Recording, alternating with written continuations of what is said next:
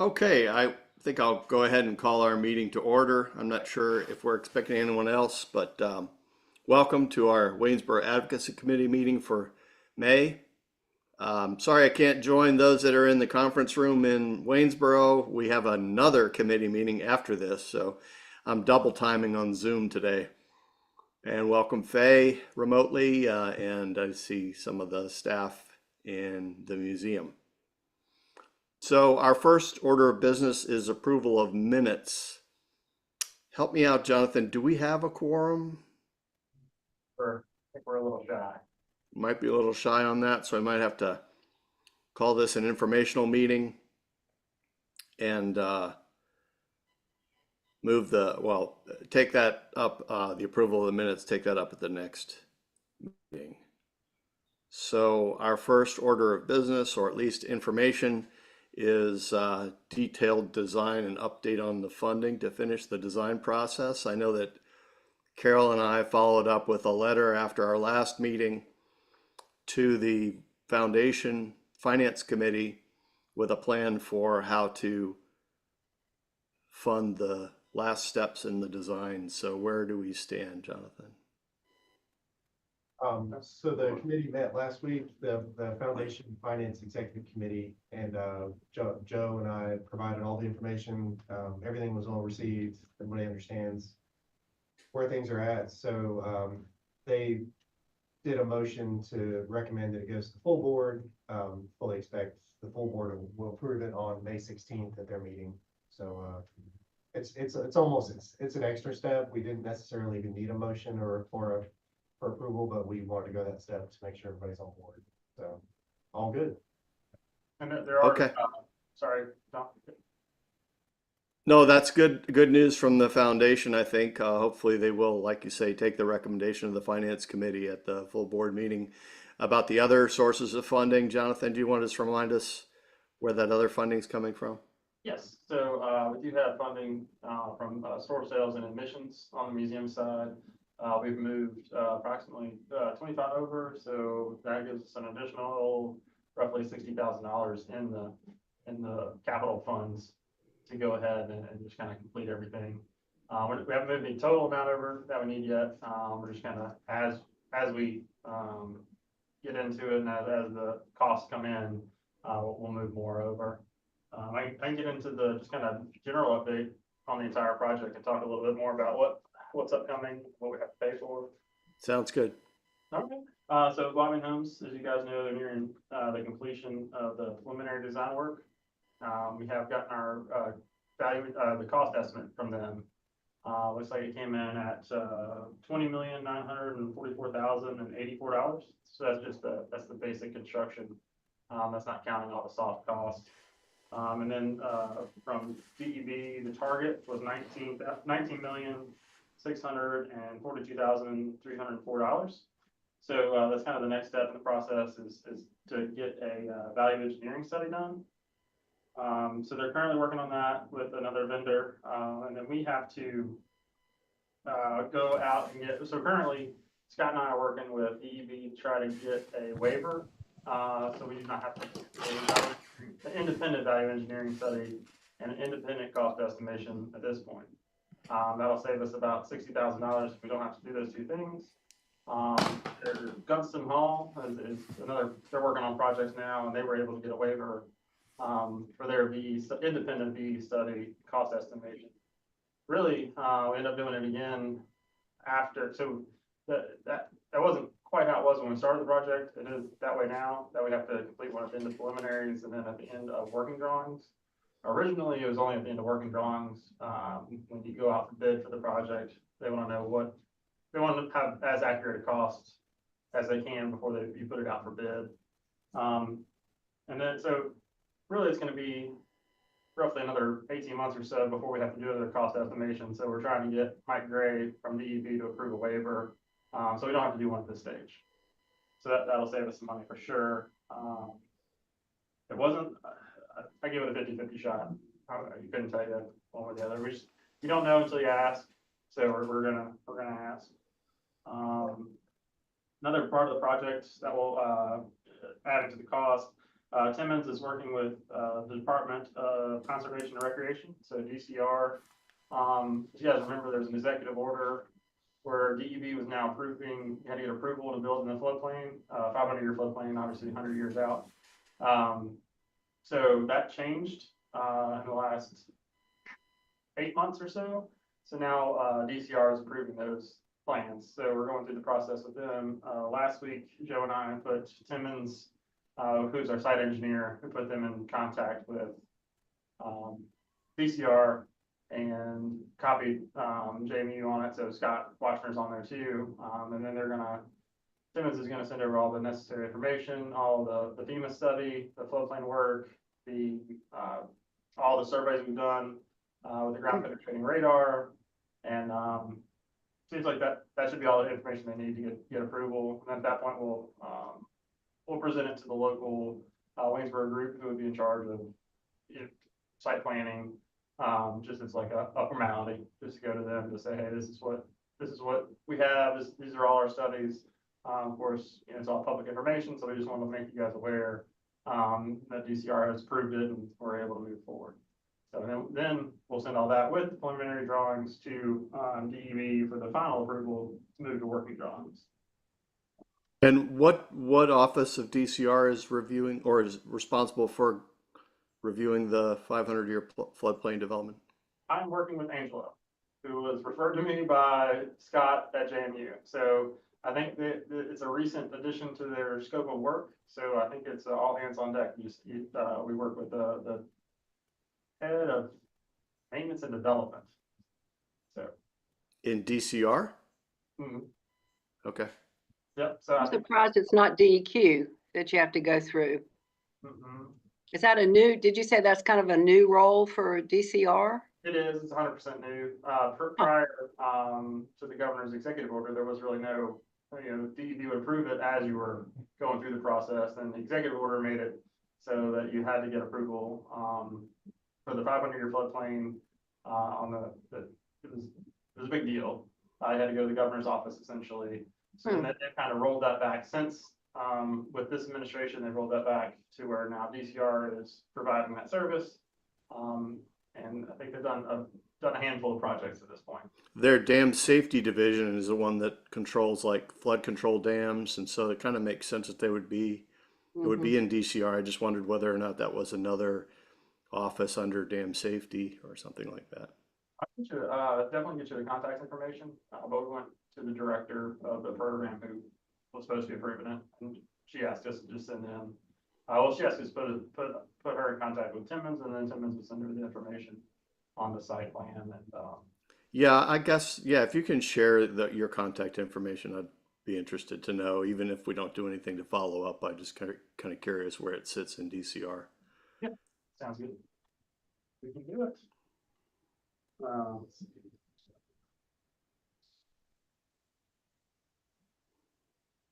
Any other questions about the detailed design?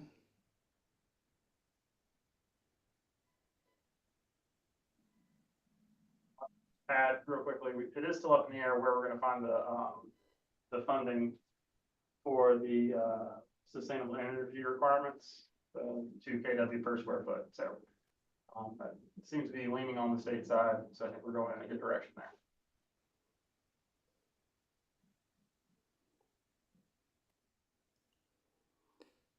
So I guess when do we expect, given that we now have the funding presumably to finish the design process, when do we expect Lave Homes to complete that?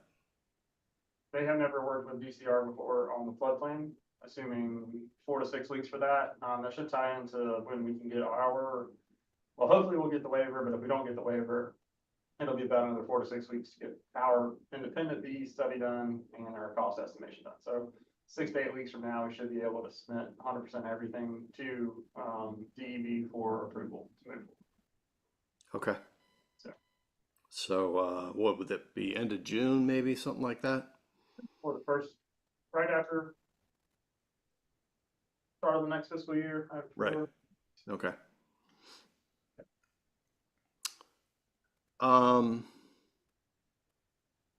I guess advocacy is our next topic, if there's nothing else about the detailed design. I don't know what the status of the letter writing campaign is. I know that people are writing letters, and we, at the last science talk, we encouraged more folks to do so and shared the text of the, the template anyway, that we've been using. So I'm hoping that people are continuing to do that. I have not heard anything from how these letters are being received in the Secretary of Education's office. I don't know if you guys have any insight or have heard anything about it. No, we haven't got any kind of feedback. They're in a bit of flux. There's the new Deputy Secretary of Education, Zach Jacobs. So they had some turnover in their office too. So our prior friends we could have reached out to, have left for other, I won't say greener pastures, but other pastures, in local government. So So we're working with a different deputy secretary now? we are. Okay. Yeah, and then a new communications person and a new deputy secretary. Okay. It's totally typical though for the end of a, governor's outgoing. Typically people start making moves before the election gets mentioned, and it's already pretty much in the news now. So folks like to move on to other areas before the next election cycle. Right. But Secretary Guadera is still the 100%. So she's been the one that we've been addressing these letters to, so hopefully she's getting those. Mm-hmm. Any questions about the letter writing campaign? I think we talked about sunsetting of CCR at the last meeting, I believe. Did we not? Yes, we did. I think that's in the minutes from April. We did have a joint meeting with, to talk about the role that CCR might play in serving as a subcommittee of the foundation board. And that board, I guess, vote will come up May 16th at the same time as our request for funds from the campaign. So I guess we're down to community connections. First, Yep. We talked a little bit about the signs. I think they're yep. way through the process. Yeah, so we have the trail signs, of course, for the South River Preserve. So where it's at now is the designs are at the printer in Texas. That's the printer that Waynesboro uses. And so we want to make sure that they matched up with other current signage. So they're at the printer. They anticipate having them shipped. They're going to ship them directly to Stephanie with the Parks and Rec by the end of May or early June. And so at that point, Parks and Rec will do the installation. Joe, I know, went up a couple weeks ago, met with Stephanie. They looked at exact locations for the different signs. So I believe that's all finalized at this point. So yeah, the next step is once they're ready, then get them installed this summer. And then it sounds like there's a ribbon cutting for the South River Preserve August 21st. So that'll be a Thursday. And at that point, we will celebrate the unveiling of the signs as well. I don't know exactly what time on the 21st, but Craig provided that date.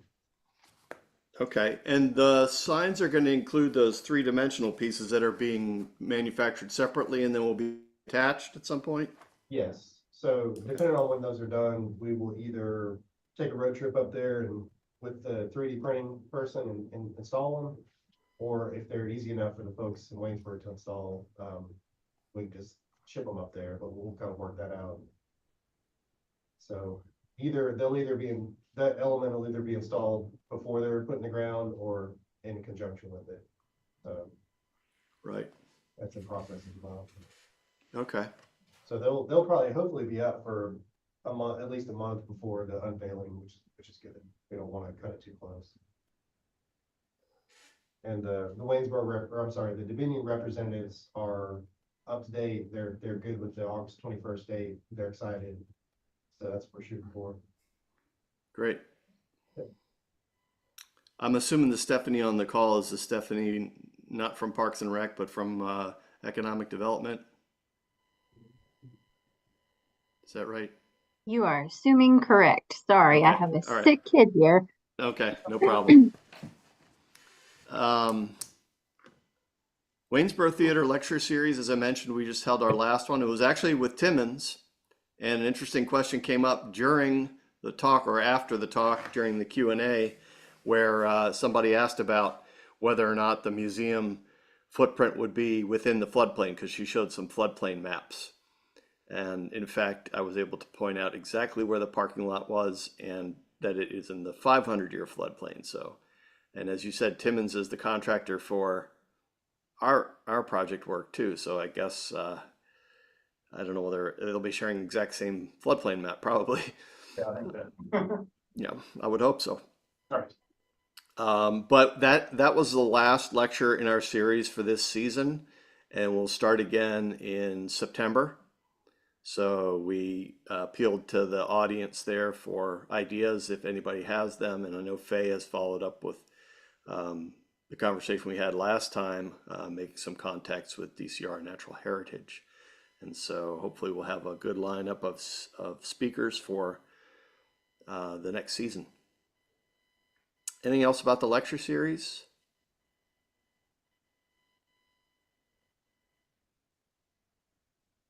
Yeah, Riverfest just happened on Saturday, and thanks to the staff for coming up to open up the trailer. I think there was a really good attendance. We had nice weather for it. So I think it was another opportunity to get good exposure. And our trailer has not moved off site yet, so I guess we're still awaiting that to happen. I heard it was great. Staff had some really good feedback. I had a graduation party I had to throw, so we were not there. Do you have Zach's email? Yeah, so, Zach, who was there, provided us some quick insights. It sounds like we served over 560 people directly, not counting people who just, came by and didn't stop. So yeah, it sounds like most people were aware of the project. Sounds like people are really anxious for it, but overall they remain excited and they understand that it's a long process. So that was kind of the general feedback. Yeah, it sounds like we had some interactive elements. Folks really appreciated it. And like I said, overall, really strong awareness of the project, and folks are anxious for it to move forward, which is good. So Very good. It's not on our agenda, but do we have an update on where we stand with the trailer work? Yes, I was gonna bring it up under old business. It's perfect Oh, timing. okay. Oh, no worries. So we're working with Charlie's RV and Outdoor, local group in that area. They're providing the kind of the detailed scope for the project. It's not gonna be designed to build or anything, so we don't have to go out for RFQ and then issue an RFP. Once we get all the, which should be by the end of this week, get all the details back from them, we'll go out for a quick quote. So just in fiscal staff purchasing, you put out just a request based on the scope that they provide. Hopefully, be one of the groups bidding on the project. But at that point, it'd be open to anybody in the state that's a SWAM vendor or anybody watching for the contract. So once we get that in line, the money's there. Hopefully, we'll just fit into whatever kind of work schedule the person who wins the contract is working under. I think us being able to pay them expeditiously, it probably will move on the project pretty quickly. So hopefully we'll knock it out. I don't want to put a date on it, but it seems like all the pieces are falling into place. We did run into the delay. We were trying to work with the same group as Virginia Museum of Fine Arts worked with to have the constructed and fit out with everything. Unfortunately, a company out of North Carolina, and that was a foundation project for Virginia Museum of Fine Arts. So we weren't able to use them as a vendor. They gave us some insight, they gave us some help, and then finally, they said, well, we can't help you because we're not in the system. So we'll put it out for quote and hopefully get it knocked out pretty quick. Good, thank you, Jonathan. Back to, I guess, the museum rodeo, May 17th. Do we have staff coming up for that? Joe question. That's the same day, as you might be aware, that is our board meeting. Yeah, that's what I was wondering. I don't, Not sure. we're not sure. Okay, Yeah, that's, all right. Well, maybe if it's not staff, at least maybe we can engage some volunteers yes. to show, have a presence there. And What is that event, Tom? May 17th is what's going on? I guess they're calling it the Museum Rodeo. I think it's a first. Is it, Stephanie? Maybe you can help us? It is the Virginia Street Arts Festival weekend, so we will have 3 murals being painted in downtown Waynesboro. And part of that, we also have scheduled the Virginia Museum of Fine Arts to bring that mobile museum, as well as Library on the Go is bringing their mobile trailer. So we're having that stuff set up in Constitution Park. And the hope was that the Virginia Museum of Natural History trailer would be there and be open, and it would be kind of a mobile museum trailer park without being a trailer park. So that's it. It's going to be lots of events going on around downtown. And then those mobile museums will be in Constitution Park parking lot. And then on Sunday, I believe the Cousins Maine Lobster food truck will be there. Yes, I know about the street art stuff because I think the South River Watershed Coalition is participating on the Sunday to help with some of the activities there. So I'll definitely be there for Sunday, but I don't know what's going on Saturday. Like you said, that's probably a Joe question, and if it needs to be volunteers, we need to let the Poolins know. They were out of town this past weekend, so I hope they're back in town. And maybe Mary can organize a couple of our volunteers that have helped to open the trailer in the past for the farmers market Saturdays. And if that's the case, then we should be okay. But somebody needs to close the loop on that, so I don't. I think we will figure that out. Okay. I'll put a link in the chat for all of the programming, because we have live music set up, community art projects set up. So Right. It should be a good crowd that shows up. yeah. Especially those lobster eaters who come for. I've gotten hooked on the Cousins food truck, but So anyway, good. yeah, so good. I guess that's it for community connections. So old business, there's an item here, estate disbursements in support of the Waynesboro campus. Does anybody know about that? Not ringing any bells. I had a class I took during the last Waynesboro Advocacy. I think that might have been the reference to the extra funding needed to finish the study. I think that's Oh, okay. the 155. I think that's what it was. Okay. Okay. Well, then we've discussed that already. Anything for open discussion?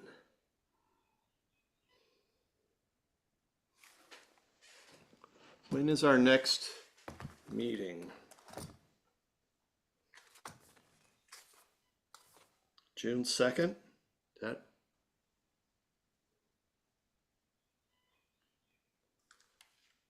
Only a good seat seven. And that will be in person for us. So, What's that? and that will be in person for us. This was the virtual meeting. Okay. Every other. I think you guys are going to be voting on an update to the digital meeting rules at the next board meeting. So it's every other one still. So. Right. I don't have anything else for open discussion.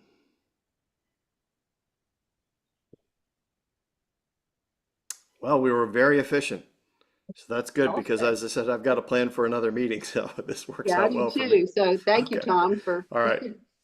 Good. moving things right along. Yeah, it sounds like things are going well. I know we Yeah. we still have, like you said, a lot of enthusiasm in the community for the project, and just got to keep that going.